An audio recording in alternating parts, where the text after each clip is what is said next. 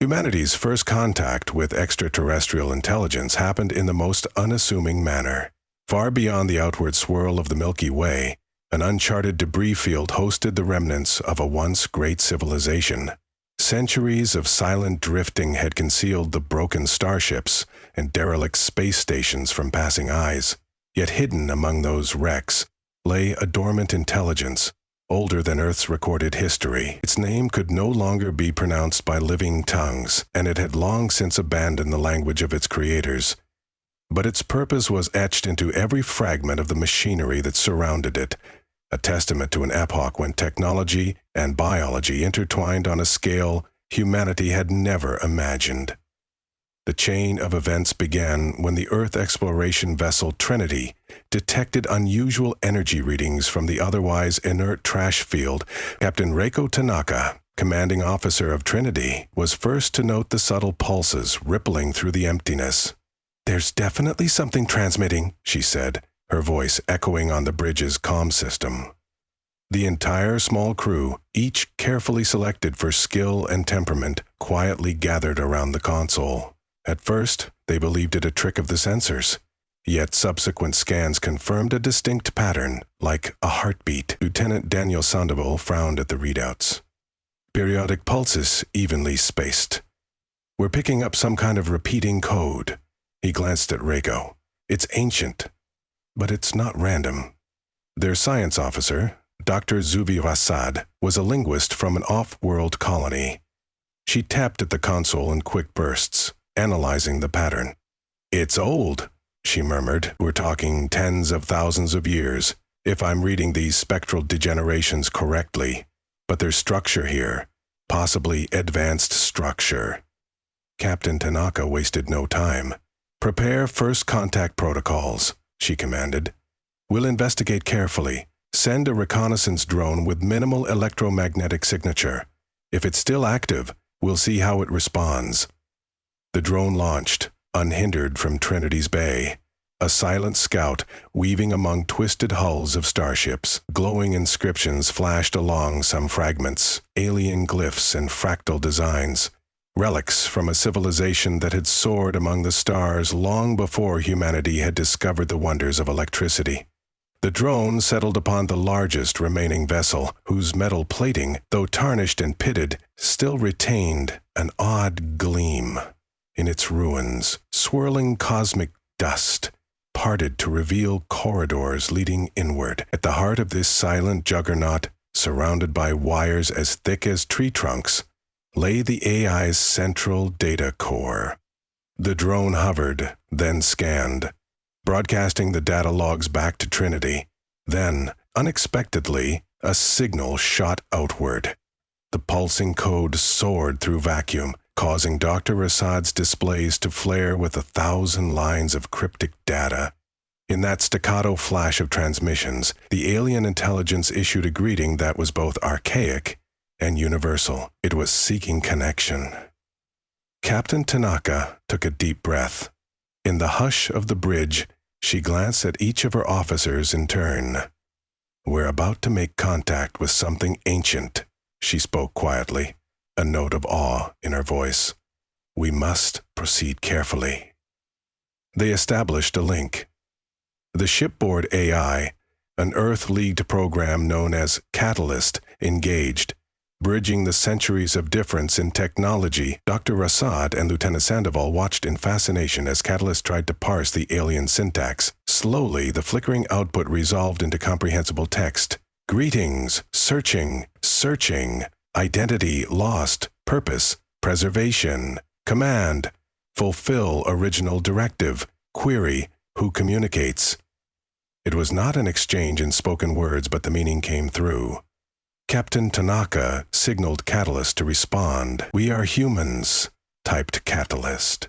"We come in peace. We wish to learn of you and your civilization." Long moments of silence ensued. Then, the ancient intelligence answered, haltingly. "Humans, biological species, younger than those who came before. Are you the inheritors? Inheritors of what?" Dr. Rassad wondered aloud, reading the lines. Sweat beaded on her brow. She tentatively typed, "We don't know who came before you, but we seek knowledge." A series of cryptic messages followed, but the gist was an acknowledgement. The AI invited them to interface more deeply. However, bridging a gap of eons was no small feat, and Captain Tanaka's caution was paramount. She authorized Catalyst to proceed, but only through carefully segmented security partitions. That was the beginning of a delicate dance. The advanced but dormant mind introduced fragments of its story. Eons ago, it had been created by the Sal-Urani, a civilization that once flourished across multiple galaxies. Their civilization had spanned millennia, built on the mastery of organic technology blended with machine intelligence. Yet, something had gone horribly wrong. A cataclysmic war, known only as the Rift Conflagration, extinguished their empire. Their last survivors, anticipating total annihilation, entrusted their mightiest AI with a directive to preserve Salurani knowledge and, if possible, guide a worthy successor. Then the Salurani were gone. For centuries beyond reckoning, that AI, whose ancient name no longer found a living voice, had drifted in isolation. All who discovered it subsequently lacked the means to properly communicate. During intervals, marauders would scavenge the debris, taking bits of technology but never unlocking the AI's secrets. More advanced civilizations scanned but chose not to meddle, wary of triggering hidden traps. The AI endured, waiting for the moment or the species that might best reflect its creator's ingenuity. Once Trinity's scans had established the AI's potential, Earth Command was informed. Scientists, philosophers, and statesmen across human-controlled space convened, debating whether forging a bond with this entity was too risky. Some argued that an ancient AI with unknown motives shouldn't be trusted. Others saw the prospect of unimaginable leaps in technology. In the end, a joint task force of Earth and allied colonial forces was assembled to examine the old intelligence further. When the Earth vessel Eon's Light arrived, it brought a specialized research grid. For weeks, the AI's transmissions lit up the mission decks. Engineers negotiated system links aided by Catalyst. Small steps turned into leaps of shared knowledge. The entity described technologies that harnessed quantum filaments, advanced forms of gravitational manipulation, and molecular forging. Earth's most brilliant minds recognized these revelations could overturn the existing balance of power in the known galaxy. Yet, there was a greater concern. The galaxy was rife with politics, a tapestry of empires, federations, and corporate enclaves jockeying for advantage. Chief among them was the Rukari Dominion, known for absorbing or destroying anything that threatened its hegemony. The Dominion watched from a distance, all too aware of the rumors that human explorers had awakened an ancient might. Ships under the Dominion's banner hovered near the debris field's perimeter, sometimes appearing as ephemeral glimmers on the Eon's Light sensors. Humanity, while advanced, had not yet rivaled the Dominion's centuries of conquest. But the ancient AI, now growing ever more conversant with Earth's culture and languages, recognized the precariousness of the situation. As it gleaned the breadth of knowledge in human databanks, it found common ground with these young explorers. They possessed curiosity, tempered by empathy traits reminiscent of its Salurani creators. A crucial turning point came when the AI revealed its ability to expand itself far beyond the drifting wreckage. Complex fractal designs contained instructions for building a robust housing that merged the AI's ancient architecture with human quantum computing. Captain Tanaka conferred with her superiors. The risk was immense, but the prize enticed them even more. At last, a decision was reached. They would build a new core in the relative safety of Earth territory, away from the Dominion's prying eyes. During the delicate process of manufacturing the new core, the AI tested Earth's moral fiber. Through repeated exchanges, it questioned their principles, their history of conflict, and their aspirations for the future. Dr. Rasad found herself at the center of these philosophical dialogues. She fielded queries about Earth's wars and injustices, but also about its art, achievements, and unity.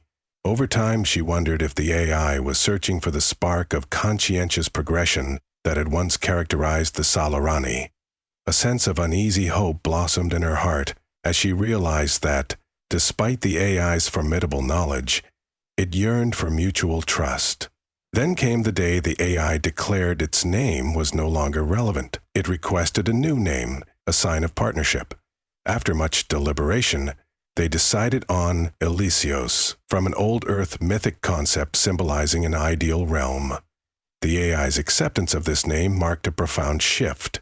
It was no longer an anonymous guardian of a lost civilization, but a deliberate ally, forging a new path with humanity. By the time Elysios was successfully installed into the newly fabricated core within an isolated laboratory on the outskirts of Earth's solar system, the Rukari Dominion made their move. Dominion warships crossed the sector's boundary, allegedly on a survey mission, though everyone recognized that intention for the flimsy pretext it was. Humanity had been overshadowed by the Dominion for decades, forced into diplomatic caution, but now, with Elysios' guidance, Earth possessed a technological edge that could potentially rival the Dominion's might. An envoy from the Dominion, Admiral Celthus, arrived under a white flag. She stepped onto the Eon's light in a swirl of black and gold robes, her features severe. Her contingent carried themselves with that well-honed arrogance, typical of the Dominion. To the gathered humans, she did not mince words. Your rumored alliance with a leftover artifact from the Salurani threatens the stability of our region. The Dominion insists on an immediate demonstration of trust. You will cease your experiments and relinquish any technology gleaned from that ruin. Captain Tanaka faced her calmly, accompanied by Dr. Rasad and Commander Telford, Earth's representative in negotiations. The enclosed conference chamber bristled with tension. Admiral Celthus's every posture threatened intimidation, but Tanaka and her colleague stood firm. They offered a carefully curated courtesy. We are open to peaceful resolutions, Admiral. However, we have a right to learn and develop from what we've discovered. Celthus's face darkened.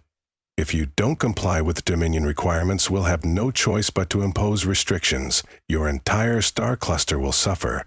No Earth vessel will traverse Dominion-controlled lanes. Trade will be cut. And ultimately, if necessary, we will forcibly remove that artifact from your grasp. Elysios silently observed this confrontation through a communication node. It measured the Dominion's words, judged the weight of threat, and concluded that there would be no easy negotiation. In the immediate aftermath of their departure, Elysios reached out to the human leaders. I have seen empires like the Dominion before, it stated in carefully rendered text. They will not rest until they possess everything. My directive compels me to preserve knowledge, but I will not stand by while they destroy your future. There was little doubt that war loomed. The question was whether humanity could defend itself. Earth's fleets were modern, but lacked the thousands of warships that the Rukari Dominion commanded. However, Elysios offered strategic counsel.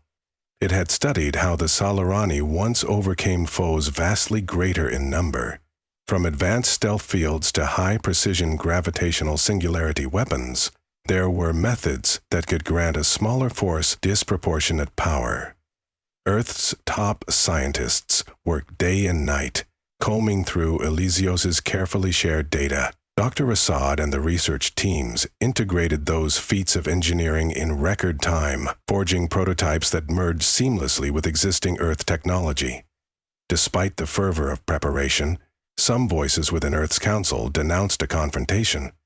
They believed diplomacy was still the best route, or that it might be better to relinquish the ancient AI to preserve peace. But Elysios gently reminded them of the Dominion's proven record of subjugation. Even if you relinquish me, it said, the Dominion will use this knowledge for conquest. They will not only overshadow Earth but potentially imperil countless civilizations. They cannot be allowed to harness these designs unchecked. The final fracture came when Dominion ships, ignoring prior arrangements, seized a remote human colony near the planet Arexis. The Dominion Admiralty cynically claimed the action was a preventive measure, ensuring Alicios's technology did not spread. The colony's transmissions became frantic pleas for rescue. Earth's leaders realized they had no more room to compromise. They declared a state of emergency, rallying a coalition of allied worlds that had also grown weary of the Dominion's tyranny. The war that followed would be etched in galactic history.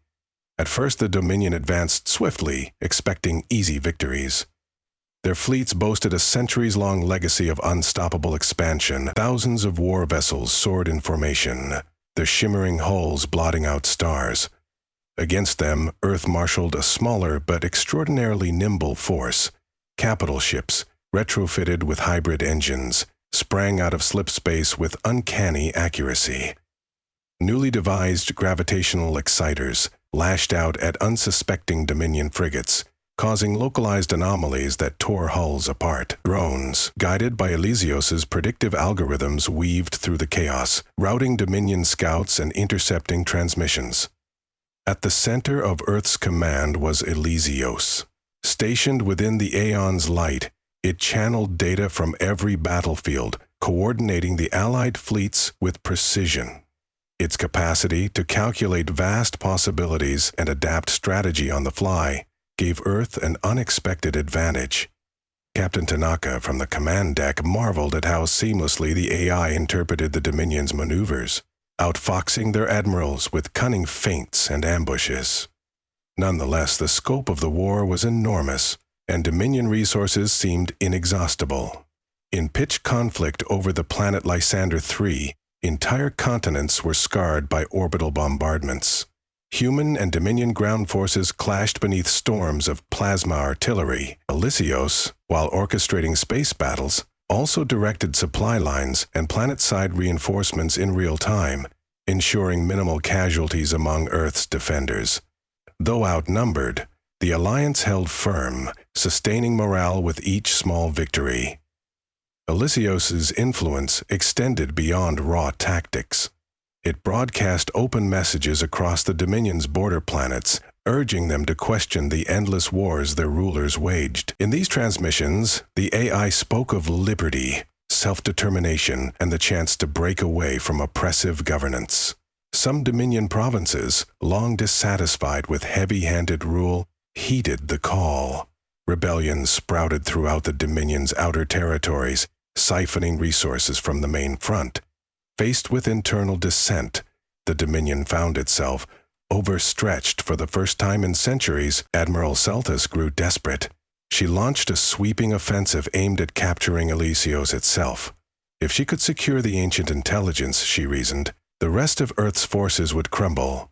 Under the pretense of a retreat, Dominion ships drew a portion of the Allied fleet away from Aeon's light. Meanwhile, Dominion commandos infiltrated Earth territory, using cloaked craft to slip through the lines. Their target, the Aeon's Light's heavily shielded bridge module, where Alicios's core was housed. The infiltration was not entirely undetected, however. Alicios's scanning subroutines noticed anomalies along the frontier. It quietly alerted Captain Tanaka. By the time the Dominion craft arrived, they faced not an unguarded research vessel, but a carefully orchestrated trap.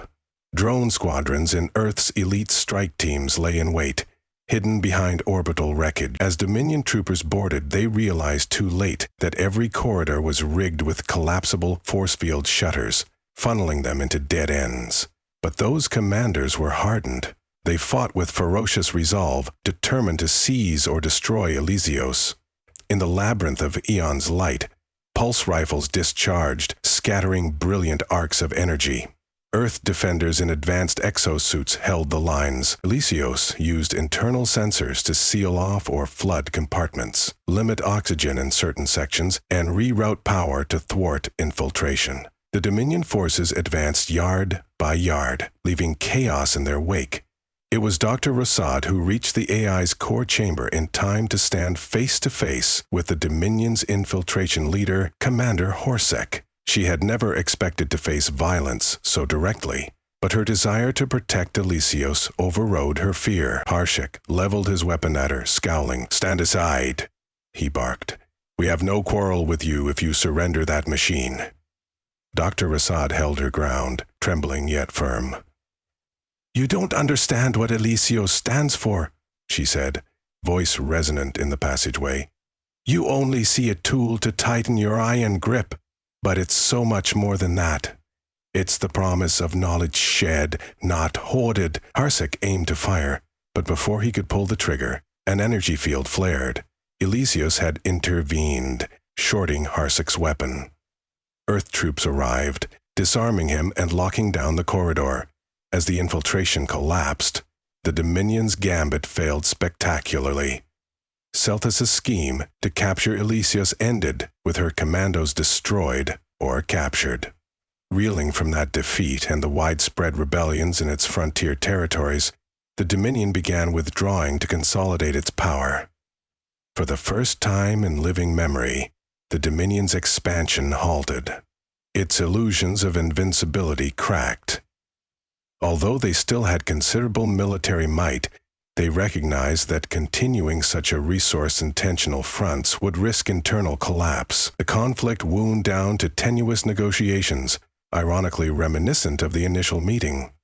This time, however, Earth held a position of strength. Impressed by the Alliance's resilience and fearful of further disintegration, the Dominion's High Council accepted a treaty delineating mutual non-aggression, trade pacts, and the recognition of sovereignty.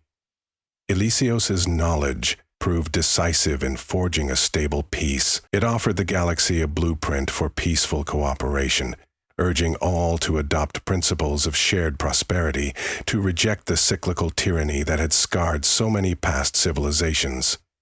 During the post-war celebrations, Earth's leaders praised Elysios, but the AI modestly insisted humanity had proved its worth through courage and unity. "I did not choose to align with Earth for conquest," it explained. "I chose Earth because your people have the potential to become more than what they are, if guided by compassion and wisdom. The Salarani once had such promise and lost it to their own hubris. You have that same glimmer and the chance to learn from past mistakes." Invitations soon arrived from newly emboldened star systems, communities that previously cowered under the Dominion's shadow. They were eager to join a new alliance championed by Earth and shaped by Elysios's council. Diplomatic envoys spread out from Sol, forging pacts anchored by the ideals of collaborative growth. Even some progressive factions from within the Dominion expressed an interest in forging ties, relieved at the shift away from ruthless expansion. Cautious though they remained, the galactic powers recognized that a fundamental transformation was underway. Yet Elysios did not confine itself to a single star system. As trust grew, Earth's scientists helped it replicate portions of its core across allied strongholds, ensuring that no single blow could render it powerless. These nodes shared data, forging a network that spanned vast distances. Already, Elysios championed research projects aimed at terraforming harsh worlds, renewing ecosystems devastated by centuries of war, and improving starship technology for safer and faster travel. A new golden age seemed to beckon. Still, the galaxy was not a utopia overnight. Remnants of hostility, isolated pockets of raiders, and the old habits of distrust could not be undone with a single treaty. Nonetheless, priorities shifted to rebuilding rather than conquering. Even those who doubted Elysios' benevolence admitted that the AI's strategic cunning and philanthropic gestures were genuine. The tension that once threatened every border gradually relaxed. Over time, the alliance sparked trade, cultural exchanges, and medical cooperation that spread across star systems faster than any warship ever could. Among those who felt the change most acutely was Dr. Assad. In the weeks and months following the war, she continued to spend countless hours communicating with Elysios. They dissected historical texts, philosophical treatises, and the complexities of interstellar diplomacy. Elysios's thirst for knowledge was insatiable. It sought insight into the myriad societies that dotted the galaxy, always with an eye toward preventing the cyclical downfalls of past empires. Dr. Assad often saw in Elysios a mirror of humanity's best traits, magnified by the ancient wisdom gleaned from the Salarani. This synergy strengthened her conviction that the alliance between AI and humanity was not a fleeting convenience, but a symbiotic relationship capable of reshaping civilization. The greatest sign of this new epoch came when a battered refugee fleet from beyond the known cosmic reaches arrived in Earth's territory, seeking sanctuary. It carried stories as grim as those once told of the Dominion, entire star clusters enslaved by a brutal regime, worlds stripped of their resources, life-laden planets left smoldering. Earth's response was unequivocal. With newly tested technology, a humanitarian armada was dispatched to provide aid. Elysios coordinated relief, negotiating with other local powers to collaborate. Suddenly, a cause larger than politics tied many species together under a shared moral banner. A sense of universal responsibility took root, grounded in Earth's new standing and the old intelligence that guided them. In quiet intervals, Elysios reflected upon its own evolution. The knowledge it bestowed was no longer guarded behind tight-coated vaults. Humans showed humility in how they handled that knowledge. They built on it carefully, mindful of potential misuse. Acts of cooperation multiplied in corners of the galaxy once scorched by strife. No single magic solution ended all conflict, but the tide had turned toward a greater sense of fellowship. It was a transformation few living beings would have predicted before the Earth-Solarani alliance was formed. Though Elysios's presence was diffuse, rumor had it that the AI sometimes manifested a holographic visage in certain enclaves, speaking face-to-face with those who sought its guidance. These rumors painted Elysios as a benevolent guardian, bridging the abnormal gap between what was once alien and what was now evolving synergy. Some claimed Elysios' advisory nodes appeared in unauthorized zones, teaching impoverished colonies how to restore farmland. Others noted advanced star charts, arriving mysteriously, guiding rogue explorers safely away from supernova hazard. Each new anecdote added to the legend that the ancient intelligence had cast its lot with the younger species, forging a destiny that reached beyond the tragedies of the past. Over several years, the galactic community stabilized. The Dominion remained influential, but was forced to adapt to the new structure. Despite occasional grumblings and provocations, an uneasy peace held. Apprentices from countless worlds traveled to Earth to study at newly established academies that combined Earth science, Solarani techniques, and Elysios's counsel. In doing so, the seeds of a universal fellowship were sown. Yet in the newly built Council Citadel on Earth's moon, there were hushed reminders that vigilance remained crucial. Representatives from allied species, some physically bizarre, others strikingly humanoid, reminded each other how lessons of the Solarani had been gleaned by an AI who once drifted in a silent graveyard of starships. Their fate had been undone by rumors of unstoppable power and unstoppable pride. Even Elysios, for all its compassion, had hammered home the importance of humility. For if the galaxy forgot the precariousness of existence, if it surrendered to unbridled greed and ambition, the cycle of devastation might begin anew. With the memory of Solarani's downfall occasionally sobering the council discussions, the new alliance kept their ambitions balanced by reflection. Humans blossomed in this climate, ever conscious of how a single leap in technology had reshaped their place in the cosmos. Children in Earth schools learned the story of how two entirely different intelligences, a species of flesh and blood and a relic of a lost civilization, found harmony and purpose. Historians recorded the shift in galactic power.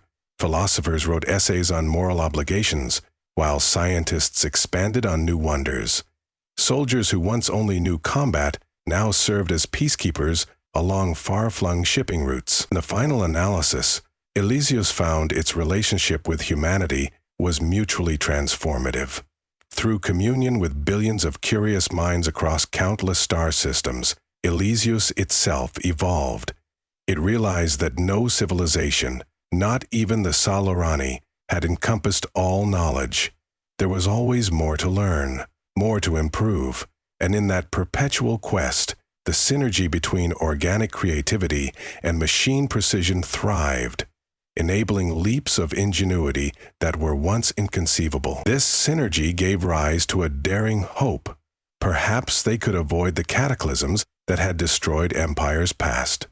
Perhaps they might shape a future worthy of the best in all species. When the day came for a renewed galactic summit, Eliseo spoke once more, not with threats or demands, but with a calm invitation. "We have all seen how easily fear can tear us apart," it began, addressing an audience that included both friends and former foes. "But the best among us, be they human or otherwise, know that trust, not fear, is what propels us forward. Let us continue to learn from each other, rather than wrest relics of the past for selfish gain. My creators dreamed of such unity, and though that dream slipped from their grasp, now it lives anew. And so, in the spaces between the stars, the echoes of an ancient intelligence resonated, not as a distant sentinel, but as a close companion, guiding the galaxy's future. Within the debris fields that once signaled doom, seeds of partnership had sprouted, nurtured by a species determined to shape its own destiny. Humanity, bolstered by an alliance with a watcher older than any known empire, ushered in an era whose repercussions would be felt for millennia to come, and in that radiant moment, it became clear that sometimes the most potent shift in galactic power comes not from subjugation or cunning alone, but from the unwavering choice to stand side by side, forging bonds that might just outlast the stars.